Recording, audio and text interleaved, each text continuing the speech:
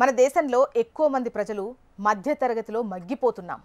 మధ్యతరగతి ప్రజలు తమకంటే పై స్థాయిలో జీవిస్తున్న వారిని అందుకోవడానికి చేసే ప్రయత్నం ఉంది చూడండి. వారిని ఆర్థికంగా కుదేలు చేస్తోంది. ఈ క్రమంలో వారి ఆర్థిక అలవాట్లు అప్పుల ఊబిలో కూరుకుపోయేలా చేస్తున్నాయి.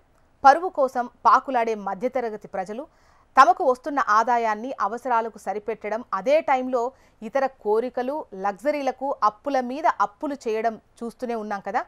దేశంలోని మధ్యతరగతి ప్రజలు పన్నులు, ద్రవ్యోల్బణం వంటి వాటి కంటే పెద్ద ఎత్తున ఈఎంఐల భారంతో బాధపడుతున్నారట. ఈఎంఐ ట్రాప్ భారతీయులను ఆర్థికంగా కుదేలు చేస్తోందని వెల్త్ అడ్వైజర్స్ చెబుతున్నారు.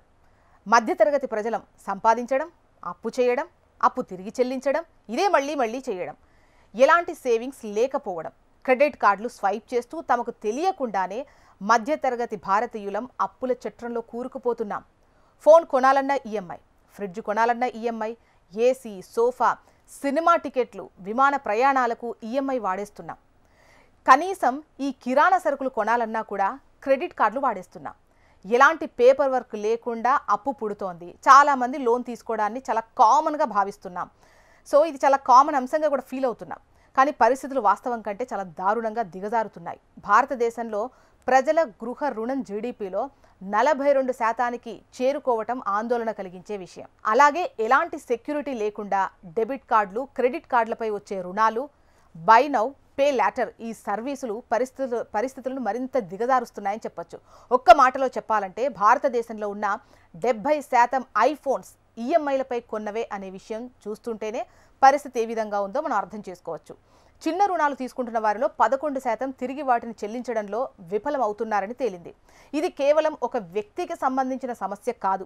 మధ్యతరగతి ప్రజలు చేస్తున్నటువంటి పనులు దేశాభివృద్ధిని కూడా దెబ్బతీస్తాయని నిపుణులు హెచ్చరిస్తున్నారు.